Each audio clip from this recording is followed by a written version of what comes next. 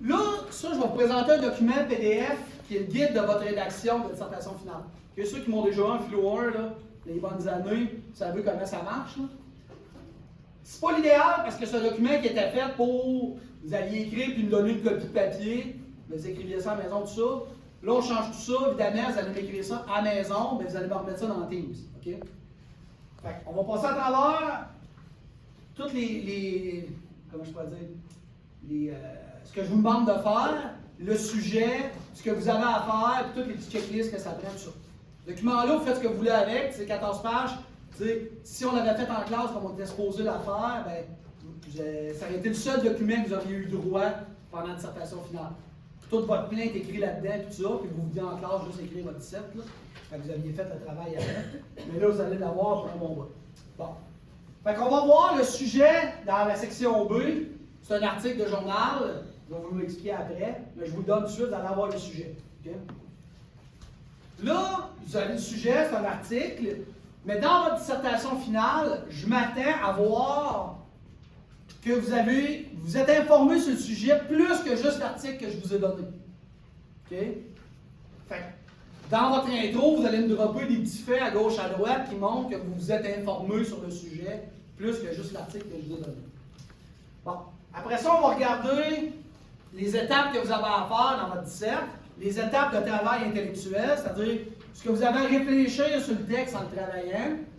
Après ça, on va regarder les approches du plan que vous avez à vous faire avant de commencer à écrire ça. En gros, la 17, c'est à partir d'un problème moral, c'est de prendre deux approches éthiques qui vont s'affronter sur le même sujet. OK? Puis là, on est en famille, on se le dit, vous en avez déjà parlé. Quelles sont les deux approches éthiques qui s'affrontent toujours?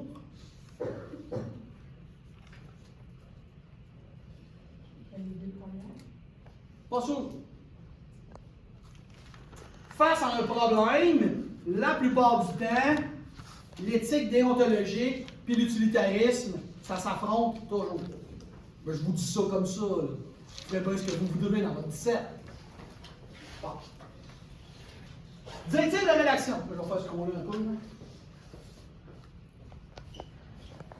Ah, mon cinéaste ne me suit pas dans les déplacements. Non. Bon.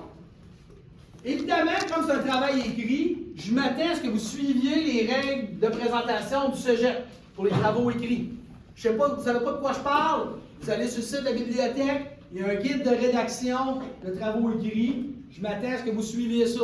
C'est le petit guide qui vous dit la fonte, les paragraphes, les marges, comment faire votre médiographie, puis toute la patente. Votre page de présentation, puis tout ça. Fait que si vous ne savez pas de quoi je parle, allez voir dans le document sur le site de la bibliothèque. Votre dissertation a un minimum de 900 mots. 900 mots, là, ça passe dans un éclair dans ce genre de dissertation-là. C'est vraiment pas beaucoup. Fait que vous ne devriez pas avoir de problème pour vous rendre à 900. Mais en même temps, je vous mets de limite. Bon, j'ai dit 1000, là. 900, ça c'est hard limit. Là. Vous êtes obligé de vous rendre à 900. 1000, c'est ça que vous devriez viser. Je ne capote pas si vous en avez 1050. Okay? Mais si vous êtes rendu à 1500, ça ne va pas du tout. Okay? Fait que visez le 1000 à peu près. Okay? Mais si vous ne vous rendez pas à 900, ça, c'est mal. C'est mal, mais attention, il y a pire qu'à ne pas se rendre à 900. Qu'est-ce qui pourrait être pire que ça, Tom? Dépasser 900. Non.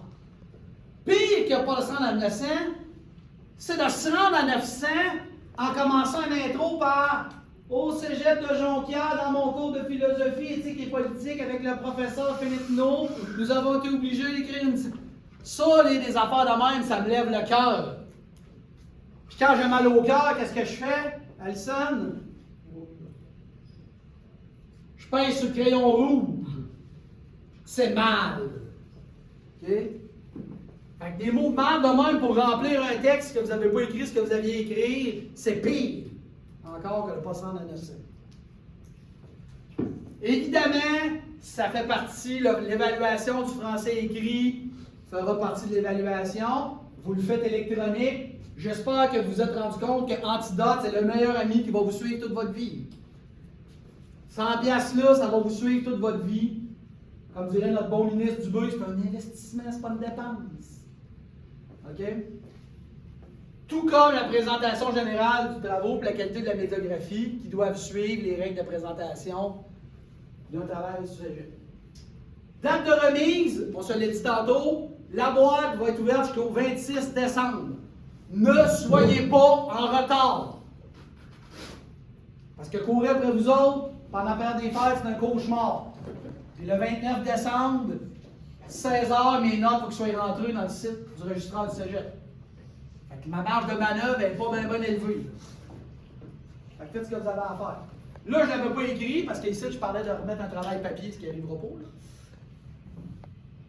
Dans la boîte de Teams, vous allez me remettre un document Word. Pas un PDF, pas un lien de Google Docs sur votre Google Drive, pas un lien bâtard WeTransfer, pas un lien Dropbox, je veux rien savoir. Vous me déposez un document Word. Okay. Parce que dans Teams, ça va bien faire la correction, ça roule direct dans Teams, puis je ne suis pas obligé de taponner. Fait que tout le monde, vous mettez un document Word. Puis là, ben, faites attention, comme je vous disais, pour ne pas oublier le lien de votre OneDrive. Téléchargez sur votre ordinateur, puis téléversez-le dans Teams après, si vous faites ça en ligne. Si vous avez le Word installé comme il faut sur votre ordi, vous n'avez pas besoin de faire ça, là, mais pensez-y. Va pour ça, des directives générales, questions, angoisses? Non? Le sujet, bon, vous avez l'article là, un bon vieux classique, là, on n'a pas fait ça compliqué pour cette dissertation-là. Okay. Ça va être transfusion et témoin de Jéhovah, un coroner appuie la liberté de choix. Donc, vous avez un article de journal, je vous ai mis la référence là, si vous voulez vous référer à ça, l'article de la presse. Fait que là, vous lisez l'article. Blablabla, blablabla, blablabla, blablabla. Et voilà, ça arrive jusqu'à l'étape 1. Ça, c'est la fin de l'article ici. À partir de là, il y a 4 étapes à faire. Ça, c'est du travail intellectuel dans votre tête. C'est quoi que vous avez à faire avec ce texte-là? Bon. Première affaire, extraire et contextualiser la problématique. Autrement dit, dans le texte que je vous ai donné, c'est quoi le problème moral? C'est ça que vous avez à trouver. C'est quoi le problème moral, puis pourquoi c'est un problème? On se l'a dit au début de la session. Qu'est-ce qui fait qu'un problème moral existe? Quand il y a un problème moral, c'est quoi qui arrive? Un dilemme. Ouais, mais pourquoi on a un dilemme? Parce qu'il y a des différentes opinions. Il y a des valeurs qui s'affrontent. Un problème moral, un dilemme moral, c'est tout le temps un conflit entre deux valeurs. Fait que dans notre cas ici, pourquoi il y a un conflit justement? C'est quoi les valeurs qui s'affrontent? Je reviens là-dessus de ça. Là. Mais c'est ça qui génère le problème moral. C'est qu'il y a un conflit de valeurs quelque part. Okay? Fait que vous lisez ça et vous dites, ouais, c'est quoi le problème? Pourquoi on s'ostine là-dedans? Pourquoi c'est un événement? Fait qu'il faut trouver votre problème moral et pourquoi c'est un problème moral. Ça, c'est la première étape. Okay? Là, évidemment, là, comme c'est un document que vous étiez supposé avoir en classe, ben, je vous avais laissé de la place pour écrire là, tout ça. Vous faites pas ce que vous voulez avec ça. Là. Après ça, l'enjeu, l'analyse de l'enjeu moral. Un coup que vous avez après identifié c'est quoi le problème moral et pourquoi c'est un problème, là, ce que vous avez à faire, là, c'est de trouver une question sur laquelle porte votre dissertation. Tout va partir de là. Il faut trouver, dans le fond, une question éthique à répondre à partir du sujet. Une question éthique, c'est pas compliqué. Quand vous l'écrivez, là, la réponse à votre question, ça doit être tout le temps on devrait ou on devrait pas, c'est bien ou c'est mal. Il y a 4 réponses possibles à votre question. Fait qu'à la lecture du sujet, il faut extraire une question éthique. Puis le but de votre dissertation, dans le fond, c'est de répondre à cette question-là. Okay? On devrait favoriser la liberté de choix. Ou là, parce que je vous demande de faire ça en question, devrait-on prioriser la liberté de choix par rapport au bonheur collectif? Je donne un exemple. Okay? Point d'interrogation. Ça, c'est votre question de départ. Si vous avez une bonne question comme ça, tout le reste de la dissertation, c'est facile. Okay? Parce que votre dissertation est orienté pour répondre à cette question-là. Si vous n'avez pas une bonne question éthique en partant, bien, votre dissertation, ça va être de la merde. Parce que vous essayez de répondre à une question, dans le fond, qui n'est pas bonne en partant. Fait que tout passe autour de là. Avoir une bonne question. Dans le texte, je donne un très bon exemple d'une question éthique. Okay? Vous allez voir quand vous allez lire ça. Fait que, quelles sont les valeurs? Tu sais, quand je vous disais qu'il y a un conflit de valeurs autour de chaque problème moral, bien, c'est quoi les valeurs, justement, qui s'affrontent? Vous allez en avoir besoin. Puis, y a-t-il des normes de notre société qui font, justement, qui sont au... Pourquoi que, tu sais, y a-t-il des normes sociales qui font que c'est un problème? Probablement, si on écrit des articles de journaux là-dessus, c'est parce qu'on veut penser que ça passe pas comme du beurre dans le poêle. OK? Ça, comme je dis, vous faites ce que vous voulez. Moi, je vous dis, dans votre tête, c'est ça le travail que vous avez à faire à partir du texte. Confrontation des points de vue divergents. Bon. Là, vous avez votre question de départ. Après ça, votre job, c'est de trouver deux approches éthiques qui vont répondre à votre question. Okay. Fait qu'on avait dit notre question, mettons, c'est est-ce qu'on devrait prioriser, c'est pas facile, la liberté de choix par rapport au bonheur collectif, sur la botche. Ça, c'est votre question de départ. Fait qu'après ça, votre job, c'est de trouver une des approches éthiques qu'on a vues en classe qui va dire on devrait prioriser la liberté de choix. Laquelle qu'on a vue en classe qui nous dirait, bon, on va dans ce sens-là. Puis là, on en a vu trois en classe. L'éthique des vertus est en haut, là. L'éthique déontologique, puis l'utilitarisme. Là, par rapport à notre question de départ, vous trouvez, OK, là, j'ai une approche éthique qui va dire, oui, on devrait prioriser la liberté de choix. L'autre approche, c'est celle qui va dire le contraire. Non, non, non. On devrait prioriser le bonheur collectif. Laquelle des trois irait dans ce sens-là? Okay? Fait que dans le fond, la dissertation en éthique et politique, c'est de confronter deux points de vue, deux approches éthiques sur un problème moral. Fait qu'il faut bien choisir l'approche éthique qui va défendre chaque position. Puis il y a deux positions possibles. C'est on devrait pas, ou une position va dire c'est bien, puis l'autre va dire c'est mal. Okay. Gros de la job, trouvez vos deux approches éthiques. Une qui va défendre chaque position. Donc, dans le fond, dans ma question, il faut qu'il y ait deux. Il y a tout le temps, ben, si tu as le choix de réponse, c'est une question. Puis, quand tu vas rédiger ta question, quand tu vas essayer de la formuler, c'est ça. Pose-toi-la dans ta tête, tu dis, ben, oui, on devrait, non, on devrait pas. Là, tu sais que tu as une bonne question. Ou tu dis, ben, telle chose est-elle acceptable, oui ou non? Ben, quelle approche éthique dirait oui, quelle approche éthique dirait non? Okay. Une question morale, c'est pas multiple choix de réponse. A, B, C, D, E, F, B et C, tout ça. Non, non, non. C'est oui ou c'est non.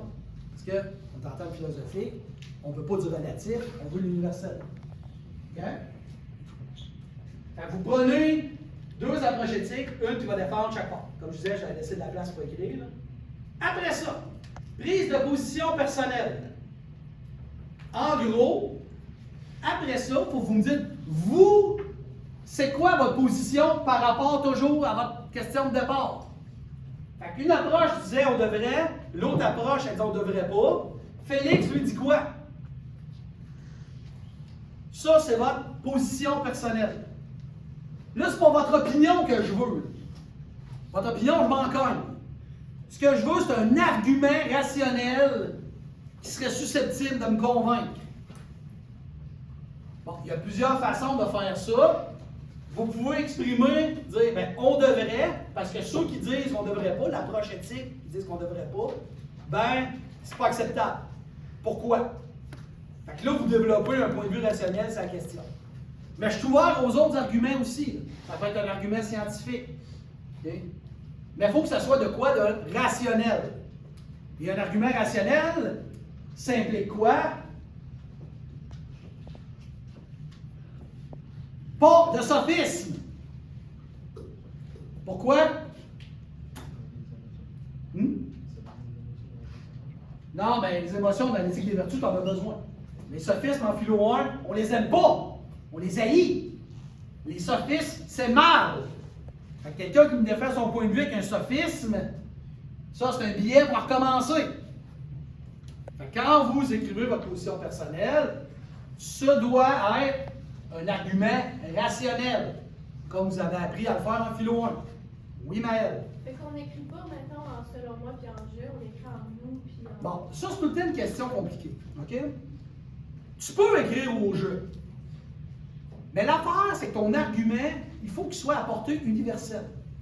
Il faut que tout le monde, s'il est bien fait ton argument, soit tu peux dire, ah c'est vrai, mais elle a raison, donc on devrait faire ça nous autres aussi. Okay. Le truc, pourquoi on vous dit de ne pas écrire au jeu, c'est parce que souvent, ça va orienter votre prise de position vers un sophisme de subjectivisme. Excuse-moi. C'est pas facile. Puis là, ben, comme c'est un sophisme, c'est que ton argument, il n'est pas mauvais, mais il fait juste pour Maëlle. Okay. Il ne fait pas pour Alice. Fait que ça, c'est pas un bon argument. Là. Parce que tu as commencé au jeu, ben moi, je pense que si, parce que ça rejoint plus ce que moi, je crois. Mais man, fake. Ce que tu crois, je m'en fous. Ce que je veux, c'est un argument rationnel pour que tu me convainques moi, que tu convainques n'importe qui ne te connaît pas que ta position est bonne. Fait que c'est pour ça qu'on vous force quand tu écris au nous ou au on devrait, mais là, ça te force à penser aux autres. Fait que c'est pour ça qu'on vous dit d'écrire ça, cette forme-là. C'est plus facile. Ça vous évite de vous mettre dans le trou, comment dire. Fait que ça, là, pendant cette étape-là, vous pensez à votre prise de position personnelle. À votre question de départ, vous répondriez quoi? Puis, sur la base de quoi vous justifiez votre réponse. Puis, votre justification, ben, ça doit être un argument rationnel qui pourrait convaincre n'importe qui. Bon, vous faites une belle méthographie comme moi j'ai fait quand je fais un document. À ce temps, vos plans. Comme je vous disais, évidemment, si on avait fait la dissertation en classe, comme c'est arrivé à l'autre session, ben, ça a été juste le document que vous auriez le droit, puis votre plan avec ça est fait. Mais là, comme vous le faites à la maison, vous savez ce que vous voulez avec ça. Quand on fait un plan, on commence toujours par le développement. On commence par l'argumentation.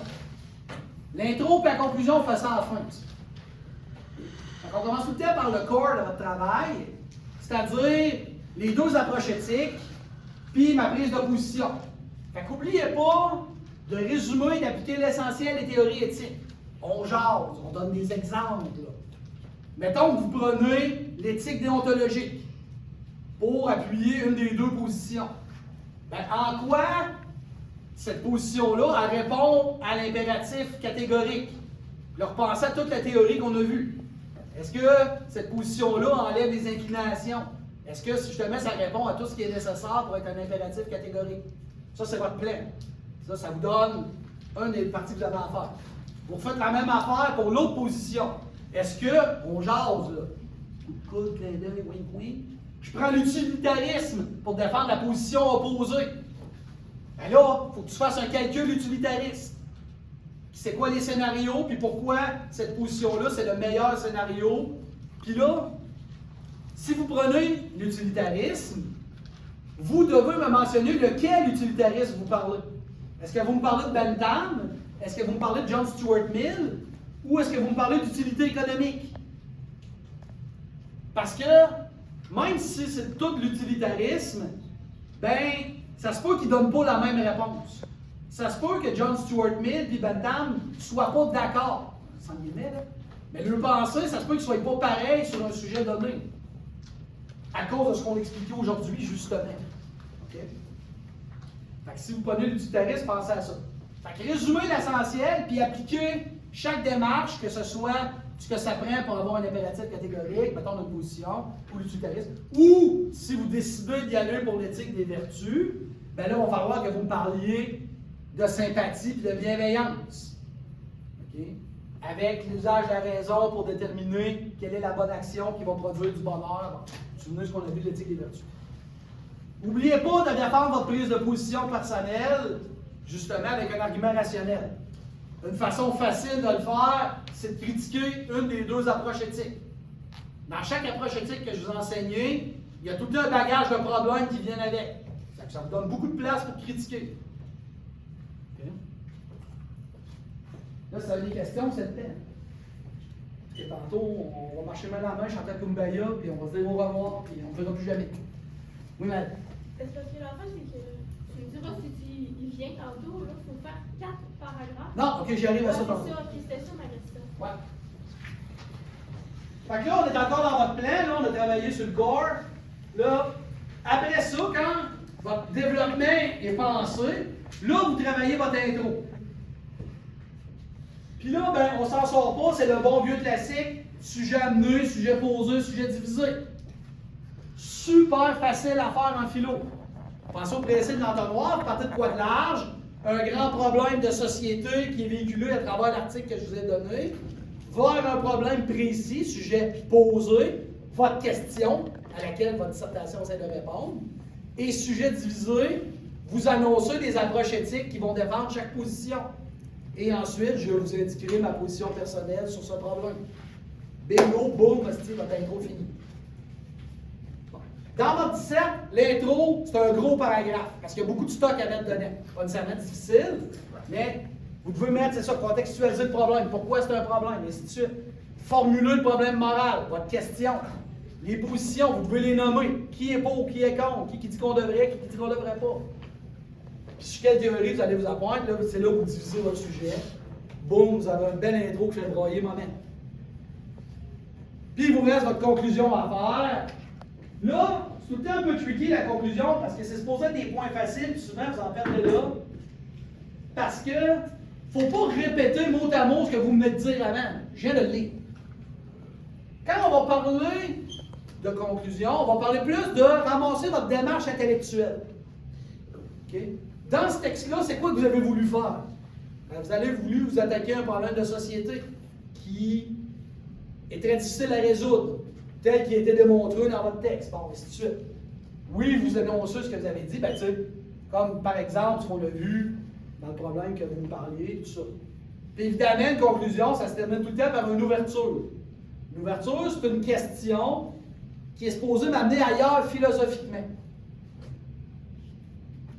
Okay.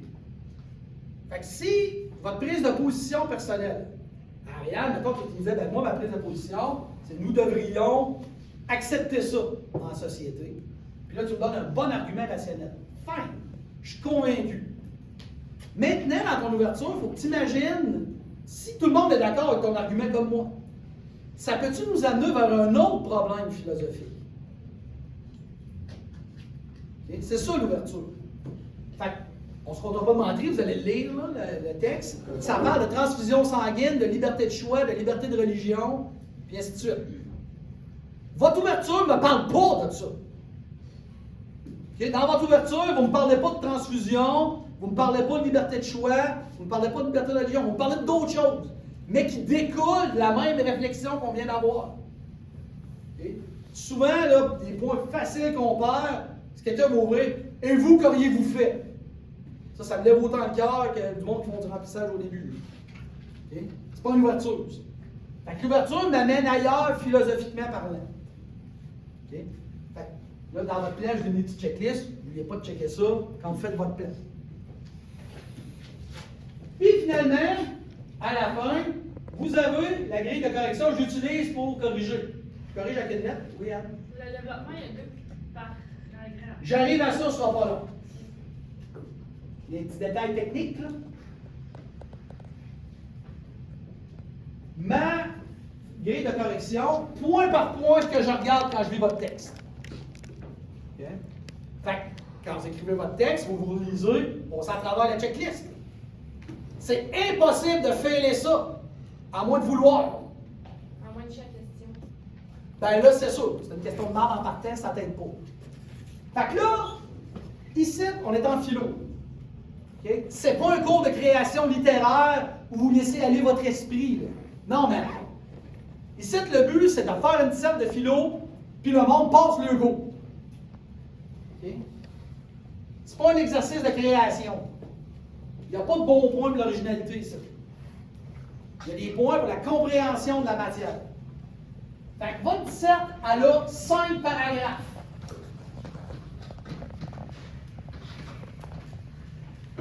Pas 6, pas 4, pas 12, 5.